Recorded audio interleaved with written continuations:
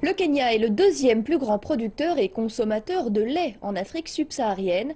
Ce secteur connaît une croissance rapide et contribue pour près de 4% au PIB du pays.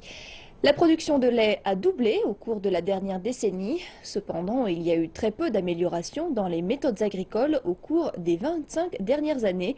Certains agriculteurs cherchent de nouveaux moyens pour améliorer le rendement. Les Kenyans adorent leur lait. L'Organisation mondiale de la santé dit qu'en moyenne, ils boivent 100 litres par an. Mais comme la plupart de l'industrie agroalimentaire du Kenya, le secteur laitier est encore largement sous-développé et cela résulte en une faible production de lait, à des maladies et à un forage de mauvaise qualité. Au niveau macro, l'industrie du lait contribue pour 14% du PIB agricole. Peter Matenge possède une exploitation dans la région de la vallée du Rift où presque 60% du lait du Kenya est produit. Il se nomme lui-même un exploitant urbain avec ses vaches sur un terrain de 15 par 22 pieds dans la ville de Nakuru. Ces vaches produisent une moyenne de 35 litres de lait par jour car il les relaxe et les divertit avec la télévision et de la musique. La musique et les activités comme la télévision apaisent l'esprit des animaux. Donc ils ne sont pas stressés, ils ont plus de confort. Avant, les vaches produisaient entre 27 et 30 litres de lait par jour. Mais quand j'ai mis en place le système de musique, la production de lait a augmenté.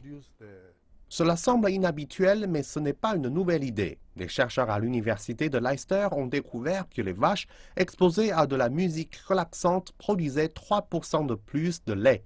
Peter soutient cette méthode. Il dit que sa production de lait a augmenté car en plus de les relaxer, ces vaches profitent d'un bon confort avec des tapis pour dormir et 2 techniciens gardent leurs environnements propres tout le temps. Ils leur donnent aussi du fourrage à haute teneur en protéines 3 fois par jour. Elles commencent à avoir à manger à 6 heures du matin. Après, c'est l'après-midi. Et enfin, à 8 heures le soir, elles ont à manger selon leur poids. Si un animal fait 500 kilos, il faut 10% de son poids en nourriture. Donc on lui donne 50 kilos de fourrage par jour.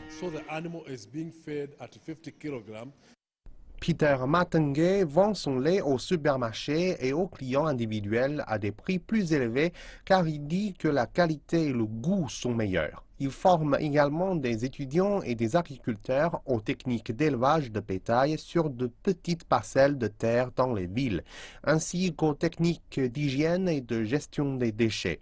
Peter utilise ces déchets pour fabriquer du biogaz qu'il vend ensuite à ses voisins.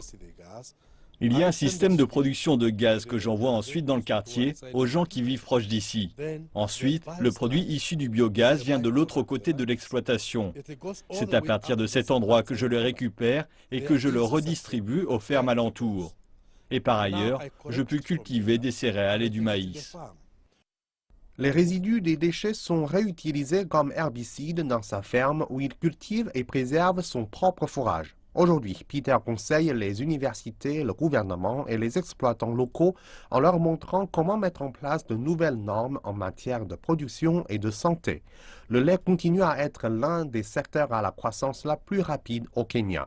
Aujourd'hui, les investisseurs font la queue pour donner de l'argent dans l'industrie laitière du pays avec des millionnaires comme Dangote du Nigeria qui cherche à produire du lait en poudre et d'autres produits laitiers pour les marchés locaux et l'exportation.